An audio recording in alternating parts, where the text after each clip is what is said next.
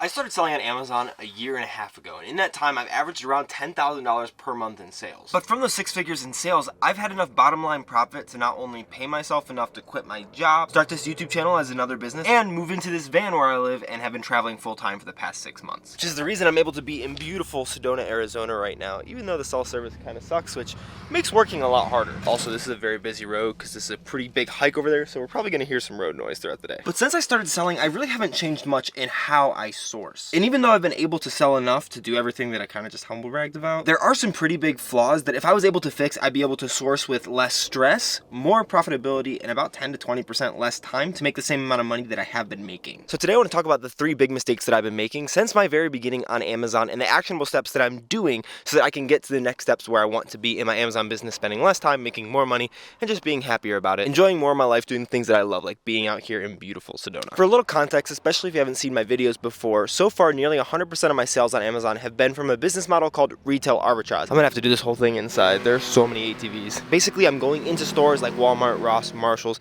finding things that are on clearance or sometimes even normal price, buying them so that I can flip them for a profit on Amazon, taking into account all of Amazon's fees and everything like that. If you are interested in learning more about that or just seeing it in action, I'll link a playlist over here, all the times that I've taken you guys sourcing with me so you can check it out. But I'm gonna assume for the rest of this video that you have a general understanding what retail arbitrage is. I very much stand by the fact that this is a really good business model for Amazon, especially if you're a beginner just getting started selling and want to learn how to sell anything on Amazon. It has a generally pretty low barrier to entry, but that does not mean that it's perfect. For instance, if you start to try it, you realize really quickly that as a very beginner, you're not going to be able to sell most things that you might want to sell on Amazon, or even most things that you find that are profitable.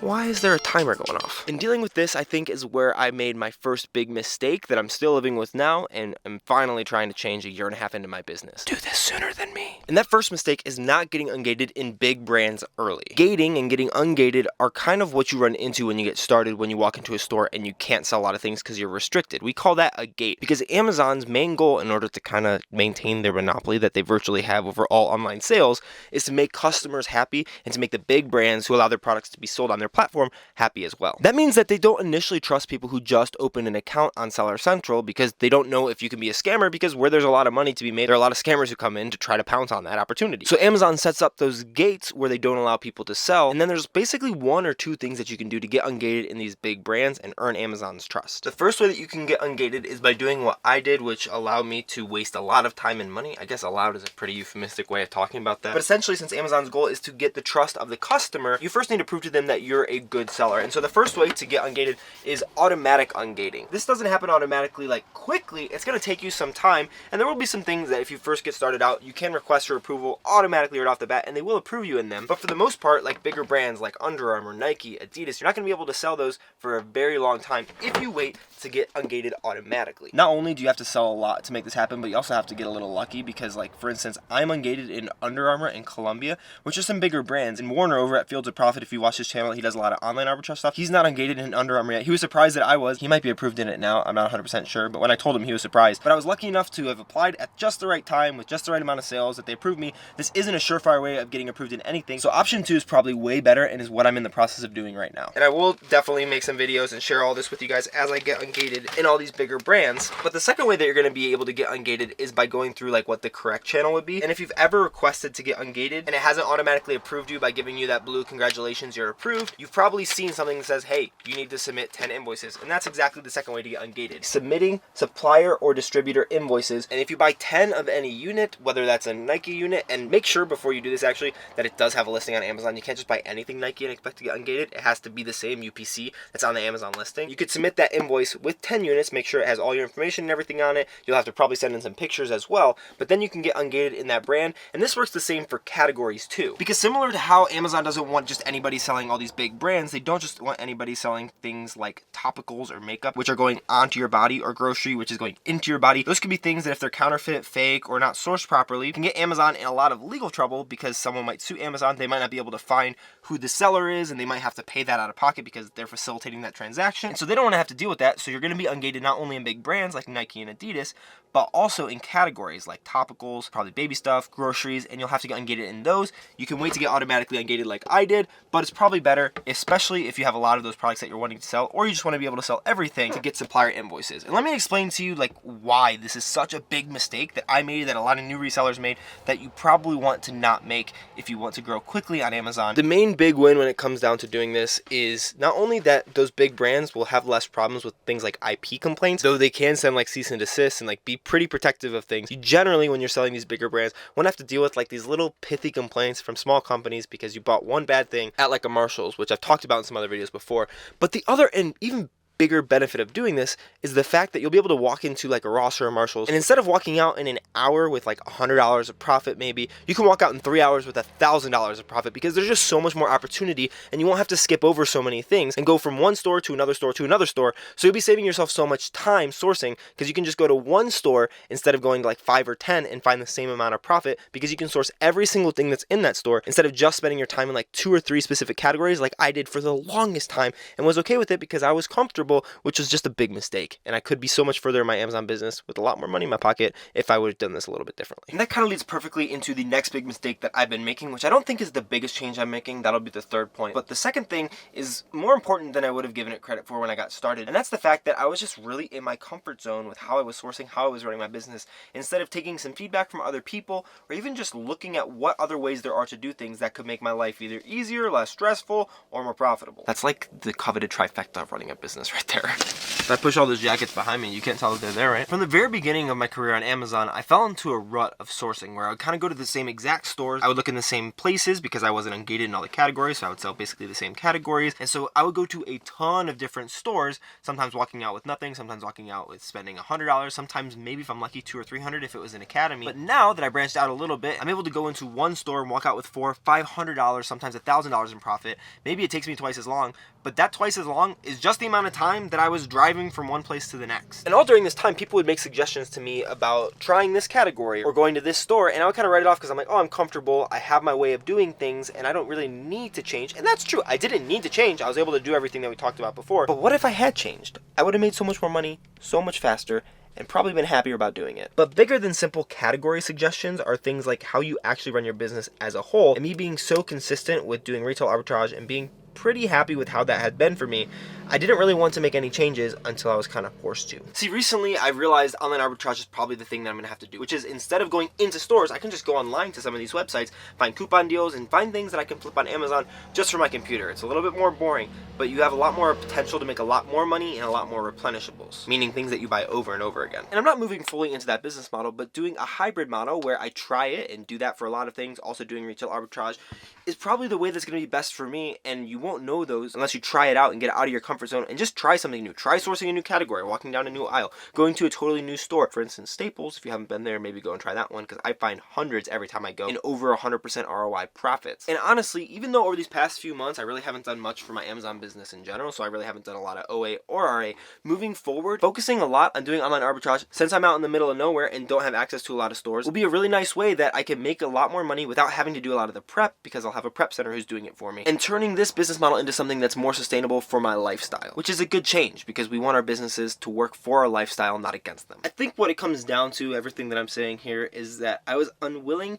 to try something out that was new or different for me until it was absolutely necessary that I did so. Until I wasn't finding profit in my normal categories, I would branch out into new categories. Until I was out in the middle of nowhere like National Park and National Forest Lands where there aren't any stores, I wasn't willing to try online arbitrage, and this probably cost me tons and tons of money and tons of sanity and time in my business. So don't be like me. Trying out new things and getting that experiential learning will make you not only a better Amazon seller, but a business person in general. I think this kind of applies to most things in your life. Just like give stuff a try, because you'll realize you like some stuff and don't like some stuff, and it's better to experience that than just like hear it from someone like me. Okay, I've put you guys literally as far away as this mic cord can go, because this is the thing that I'm kind of most embarrassed about. I don't think it's really that embarrassing, but it's what I need to work on the most by far in my Amazon business. And I think that fixing this, which is probably my biggest mistake that I've kind of fallen into the pattern of doing, will make it so that I'm having so many less bad buys and help me to really not worry about price tanking as much. And that third mistake is sourcing mainly low priced items. Not talking about low profit, not talking about low return on investment, low prices, sales price on Amazon. I have essentially no service, so I can't really check what my average sales price on Amazon has been over the past 18 months,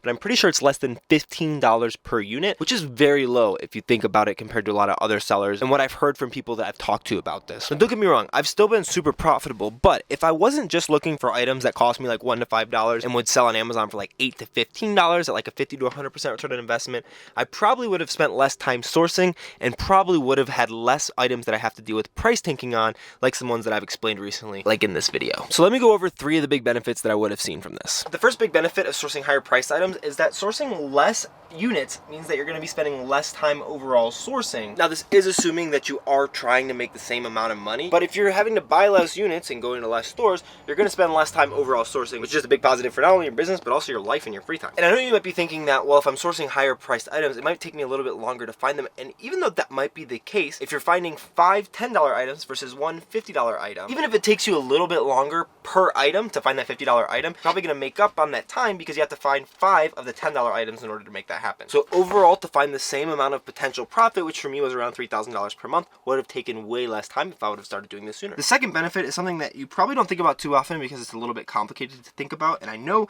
that a lot of people in my comments don't really understand what we're going to talk about or know how to fix it, and this can be one of the ways to do that. But you can actually have a better or higher IPI, or Inventory Performance Index score, which you can see in your account health, which affects how much you're able to send in terms of storage limits every quarter and how many units Amazon will let you restock. The reason this works is because one of the main things that goes into your IPI score is your sell-through rate, or how fast you're selling over inventory. Because if stuff's just sitting in Amazon fulfillment warehouses for a long time, they're not super happy about that because they want to get that moved so that they can use that space for stuff that's going to turn over and over again. And the reason that you're going to increase your sell-through rate if you source higher priced items is that you're going to be selling the same amount of items more than likely because you're using the same rules in terms of sales rank and in terms of ROI, and you can see what my rules are over here in this video. But if you're using the same rules and having a similar sales velocity, less units overall that you need to sell in order to make the same amount of profit, which means that as those units are selling at the same frequency as lower priced units, you'll actually be having a higher sell-through rate because you have less units overall because all of your units are higher priced. So if you're trying to make the same amount of profit and you're sourcing with the same rules,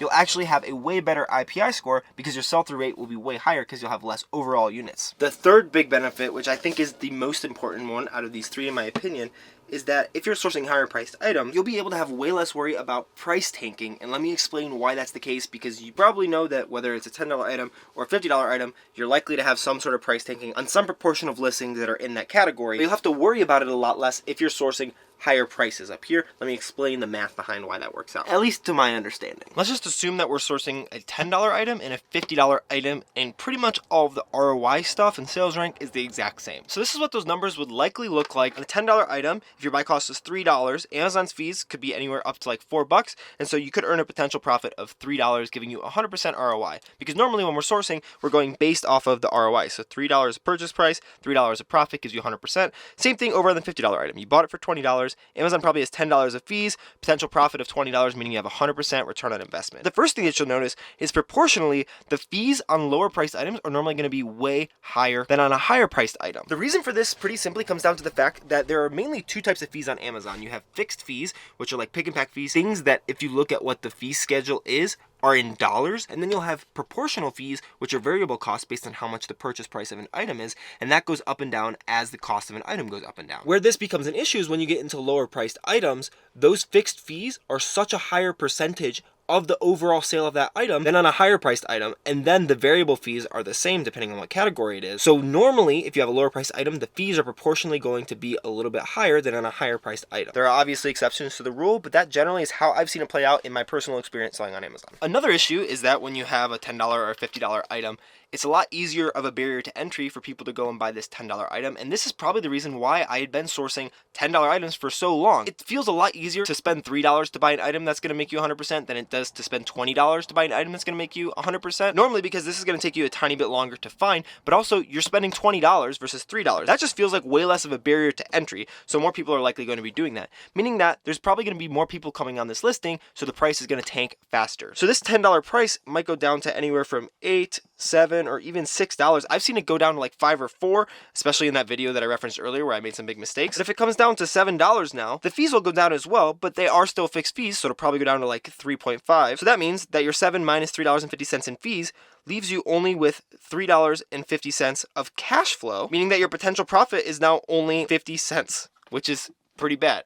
You really can't make a living off of 50-cent profits unless you have a ridiculous amount of volume, in which case, still just go do higher items. It'll make you so much happier. But if it's down to that $6, you might not even be profitable on it anymore. And going from $10 to $7 is something that you've probably experienced if you've been selling on Amazon for any longer than like, what?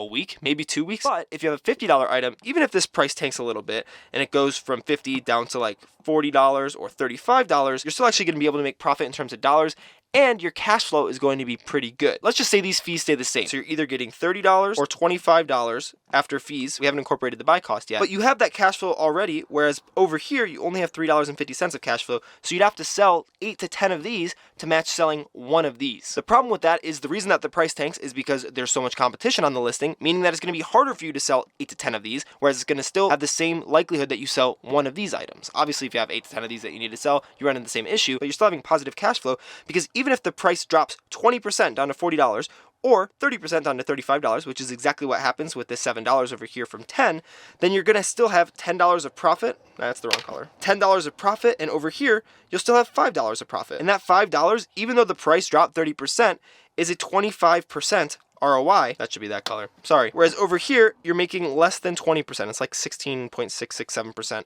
is your ROI if the price drops that same 30%. I know that's a lot of numbers, and I am a big numbers guy, so I hope that made sense to you. But essentially, it's just saying that because of variable fees and the fact that you're going to have to sell a lot more of the lower priced items, if the price tanks on a higher priced item, you're always going to be able to get out of that product with some sort of cash flow that's positive. Whereas on these $10 items, just like the thing that I just liquidated in the video that I've already referenced a couple times in this video, it's now selling for $4.